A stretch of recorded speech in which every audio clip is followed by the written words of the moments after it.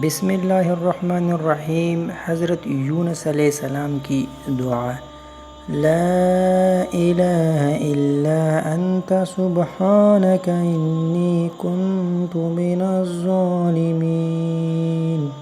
ترجمہ: تیرے سوا کوئی عبادت کے لائق نہیں، تو پاک ہے، یقیناً میں ظالموں میں سے ہوں۔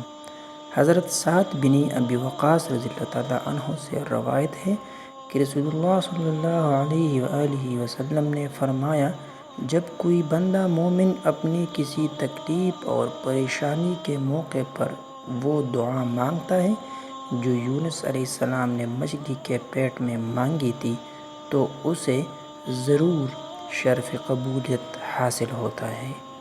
جزاک اللہ۔